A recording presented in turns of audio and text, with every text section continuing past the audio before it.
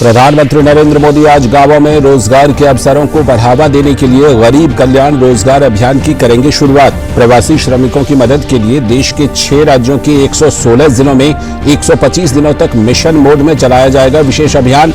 बिहार के खगड़िया जिले के तेलिहार गांव से वीडियो कॉन्फ्रेंसिंग के जरिए होगी शुरुआत। प्रधानमंत्री की अध्यक्षता में हुई सर्वदलीय बैठक में भारत चीन सीमा की मौजूदा स्थिति पर की गई चर्चा। राजनीतिक दलों का सरकार को समर्थन। प्रधानमंत्री ने सीमा पर किसी भी तरह की घुसपैठ न होने का दिया आश्वासन। 8 राज्यों से राज्यसभा की 19 सीटों के लिए हुए चुनाव में मध्य प्रदेश से ज्योतिरादित्य सिंधिया विजयी घोषित। कांग्रेस के दिग्विजय सिंह भी जीते। राजस्थान में कांग्रेस के खाते में 2 सीटें जबकि बीजेपी के ने 1 सीट पर जमाया कब्जा। कुल 19 में से भाजपा ने 8 सीटों पर जीत हासिल की। केंद्र ने राज्यों को पत्र लिखकर होम आइसोलेशन के नियमों का सख्ती से पालन करने का दिया निर्देश। स्वास्थ्य मंत्रालय ने कहा कोविड-19 के संक्रमण का प्रसार रोकने के लिए जमीनी स्तर पर दिशा निर्देशों का पालन करना जरूरी। दिल्ली के उपराज्यपाल ने राजधानी में कोविड-19 के मरीज के लिए होम क्वारंटीन के तहत 5 दिन के संस्थागत क्वारंटाइन को किया अनिवार्य। भारत में कोरोना से रिकवरी की दर 53.79% से अधिक। अब तक 2,04,710 मरीजों ने कोरोना को दी मात। कोरोना के 1,63,248 सक्रिय मामले, 12,573 लोगों की मौत। और दुनिया भर में कोविड-19 से संक्रमित मामलों की संख्या 86,29,000 के पार। 4,58,000 लोगों की महामारी की चपेट में आने से हुई मौत। अमेरिका के बाद ब्राजील कोविड-19 से सबसे अधिक प्रभावित। WHO ने कहा प्रतिबंध हटाते वक्त बेहद सावधानी बरतने की जरूरत। देख रहे हैं हिंदी में समाचार, मैं हूं लाल चंद्र सिंह। अब देखते हैं खबरों को विस्तार से। और आज की सबसे पहली और सबसे बड़ी खबर, कोरोना के चलते उत्पन्न मुश्किलों से हार नहीं मानने की सोच के तहत केंद्र सरकार कई कदम उठा रही है। इस संकट को अवसर में बदलने के लिए ही केंद्र सरकार अब शुरू करने जा रही है गरीब कल्याण रोजगार अभियान। आज से शुरू होने जा रहे प्रधानमंत्री द्वारा बिहार के खगड़िया से शुरू हो रहे इस अभियान का मकसद है 6 राज्यों के 116 जिलों में वापस पहुंचे श्रमिकों को रोजगार के अवसर मुहैया कराना और ग्रामीण भारत को सशक्त करना। शहरों से गांव में वापस लौटे श्रमिकों के कल्याण के लिए केंद्र सरकार लगातार कोशिश कर रही है। इन श्रमिकों के लिए आजीविका की समस्या न हो, इसे लेकर 20 जून को प्रधानमंत्री नरेंद्र मोदी बिहार के खगड़िया जिले के तेलिहार गांव से गरीब कल्याण रोजगार अभियान की शुरुआत करेंगे। 6 राज्यों के 116 जिलों में ये योजना लागू होगी। ये अभियान 125 दिनों का होगा। जिन जिलों में कम से कम 25,000 श्रमिक वापस पहुंचे हैं, उन्हें इस अभियान में शामिल किया गया है, जिनमें 27 आकांक्षी जिले भी शामिल हैं। हर जिले से कम 25,000 श्रमिकों को इस अभियान के माध्यम से रोजगार मिल पाएगा। This whole idea of getting so many different schemes which have a rural component to be focused on the workers who reached there so that they immediately utilized and immediately provided with a livelihood. So that's been the primary objective with which we are doing this. Why only 125 days and not more? 120 days translates to 4 months. At least for the next 4 months, we are giving them a clear, concrete blueprint with which they will be engaged. कोविड-19 महामारी के मद्देनजर सामाजिक दूरी के नियमों का पालन करते हुए 116 जिलों के गांव सार्वजनिक सेवा केंद्रों और कृषि विज्ञान केंद्रों के माध्यम से इस कार्यक्रम से जुड़ेंगे। इस अभियान के लिए श्रमिकों के कौशल की पहचान कर ग्रामीण आवास योजना, जल जीवन मिशन, राजमार्ग कार्य जैसे 25 तरह के लोक निर्माण के ऐसे कार्यों को चिन्हित किया गया है जिससे विभिन्न कौशल वाले श्रमिकों को रोजगार के अवसर मुहैया हो पाएंगे। इस अभियान में 50,000 करोड़ रुपए के लोक निर्माण के कार्य शामिल हैं। Both state and the central government have very meticulously mapped the skills of these people, skill sets, whether they are totally unskilled or partly skilled. Largely those who have worked in construction and such areas in urban centers where they were, and so on. So they have reached, some mapping of their skill sets have been done. इस अभियान के द्वारा जहां एक ओर श्रमिकों के लिए आजीविका के साधन मुहैया हो पाएंगे, तो वहीं लक्ष्य आधारित अभियान से ग्रामीण क्षेत्रों में बुनियादी ढांचा तैयार होगा, ग्रामीण भारत सशक्त होगा और आत्मनिर्भर भारत के लिए मजबूत आधार भी तैयार होगा। अगली खबर, प्रधानमंत्री नरेंद्र मोदी ने गलवान घाटी में शहीद हुए 20 सैनिकों के शौर्य का जिक्र करते हुए कहा कि हमारे सैनिक वीर गति प्राप्त करने से पहले भारत माता की तरफ आंख उठाने वालों को जीवन भर का सबक सिखाकर गए हैं। पीएम ने कहा कि भारत की सीमा में चीन का एक भी सैनिक नहीं है। उन्होंने कहा कि ना कोई हमारी सीमा में घुसा है और ना ही हमारी किसी दूसरे पोस्ट पर कोई पोस्ट हमारा दूसरे के कब्जे में है। पूर्वी लद्दाख में जो हुआ उसको लेकर आपने रक्षा मंत्री जी और विदेश मंत्री जी को सुना भी और प्रेजेंटेशन को भी देखा। न वहां कोई हमारी सीमा में घुस आया है, न ही कोई घुसा हुआ है, न ही हमारी कोई पोस्ट किसी दूसरे के कब्जे में है। लद्दाख में हमारे 20 जाबाज शहीद हुए, लेकिन जिन्होंने भारत माता की तरफ आंख उठाकर देखा था, उन्हें वो सबक सिखा कर गए हैं। उनका ये शौर्य, ये बलिदान हमेशा हर भारतीय के मन में अमिट रहेगा।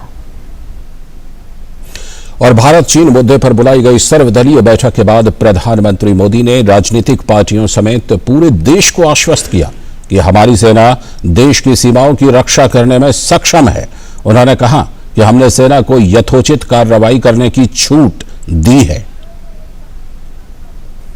मैं आप सभी को, सभी राजनीतिक दलों को फिर से आश्वस्त करता हूं कि हमारी सेनाएं सीमाओं की रक्षा करने में पूरी तरह सक्षम है। हमने उन्हें यथोचित कार्रवाई के लिए पूरी छूट दी हुई है।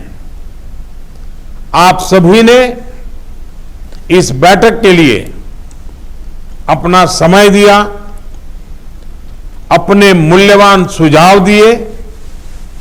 इसके लिए मैं सभी दलों का, आप सभी नेतृत्वगण का हृदय से बहुत बहुत आभार व्यक्त करता हूं और आपके सुझाव आगे की रणनीति में बहुत लाभकर्ता होंगे, ये मुझे पूरा विश्वास है। और पीएम मोदी ने आगे कहा कि राष्ट्र हित, देशवासियों का हित हमेशा हमारी सर्वोच्च प्राथमिकता रही है। साथ ही उन्होंने कहा कि भारत ने कभी भी बाहरी दबाव को स्वीकार नहीं किया है। उन्होंने ये भी कहा कि राष्ट्रीय सुरक्षा के लिए जो भी जरूरी कार्य होंगे वो तेज गति से किया जाता रहेगा। राष्ट्रहित, देशवासियों का हित हमेशा हम सभी की सर्वोच्च प्राथमिकता रही है। चाहे ट्रेड हो, कनेक्टिविटी हो, काउंटर टेररिज्म हो, भारत ने कभी किसी बाहरी दबाव को स्वीकार नहीं किया है। राष्ट्रीय सुरक्षा के लिए जो भी जरूरी कार्य है, जो भी जरूरी इंफ्रास्ट्रक्चर का निर्माण है, उसे इसी तरह तेज गति से आगे भी किया जाता रहेगा। और सीमा पर चल रहे आधारभूत संरचनाओं के कार्यों को लेकर प्रधानमंत्री ने कहा कि गत 5 सालों में देश ने अपनी सीमा को सुरक्षित करने के लिए सीमा क्षेत्रों में आधारभूत संरचनाओं के विकास को प्राथमिकता दी है। एलएसी पर बने नए आधारभूत संरचनाओं से हमारी पेट्रोलिंग की क्षमता बढ़ी है, सतर्कता बढ़ी है। बीते 5 वर्षों में देश ने अपनी सीमाओं को सुरक्षित करने के लिए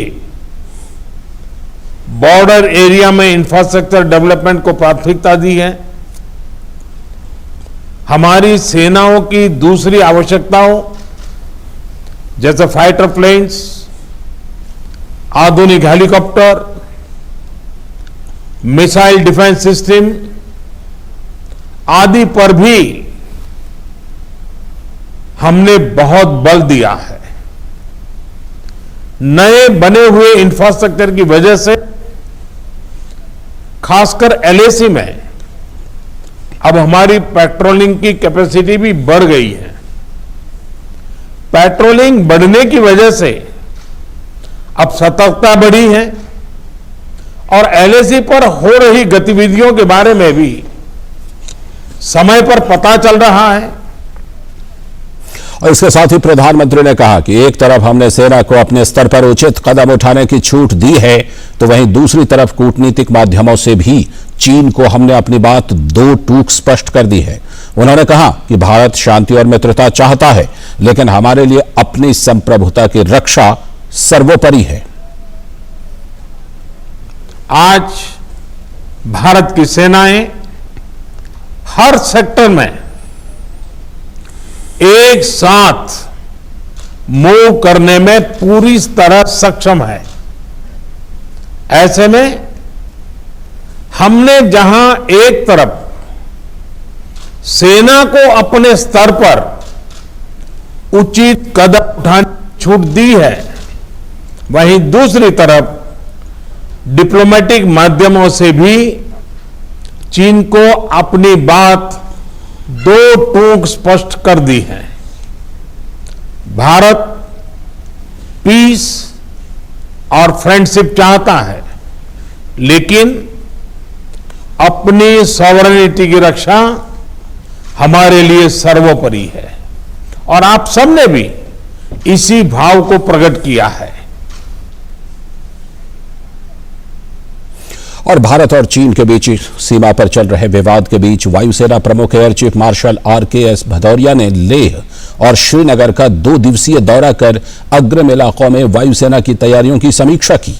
17 जून को वायुसेना प्रमुख ने लेह का दौरा किया और 18 जून को वो श्रीनगर में थे, जहां पर उन्होंने अग्रिम इलाकों में वायुसेना की तैयारियों की समीक्षा की।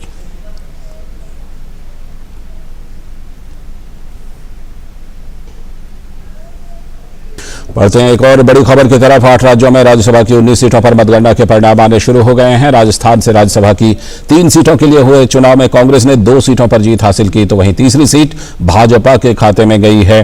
राजस्थान से कांग्रेस के नेता केसी वेणुगोपाल और नीरज डांगी निर्वाचित घोषित किए गए हैं।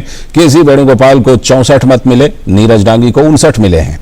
वहीं भाजपा के राजेंद्र गहलोत ने 54 मतों के साथ राज्यसभा के लिए निर्वाचन पा लिया। तो राज्यसभा चुनाव में ये आप देख सकते हैं कि राजस्थान में कांग्रेस को 2 सीट, भाजपा को 1 सीट।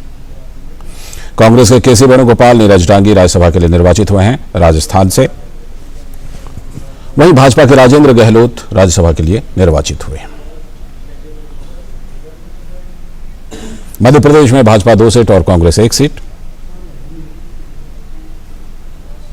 भाजपा के ज्योतिरादित्य सिंधिया और आंध्र प्रदेश में YSRCP पार्टी ने सभी 4 सीटें जीत ली। उधर झारखंड में भाजपा और झामुमो को 1-1 सीटें। भाजपा के दीपक प्रकाश, झामुमो के शिबू सोरेन विजयी हुए हैं। मेघालय से राज्यसभा चुनाव में NPP की जीत हुई है। WR खरलुखी ने जीता चुनाव वहां पे।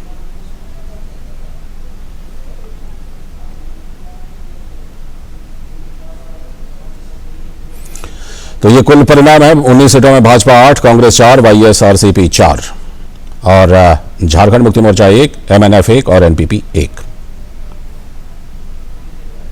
राज्यसभा चुनाव के 19 सीटों के परिणाम। आंध्र प्रदेश में 4, जिसमें YSRCP ने 4 सीटें। गुजरात में 4 में भाजपा 3, कांग्रेस 1। तो बिल्कुल अपना पूरा बचाव कीजिए, पूरी सावधानी बरतिए। और इसी के साथ हिंदी समाचारों के इस बुलेटिन में फिलहाल इतना ही।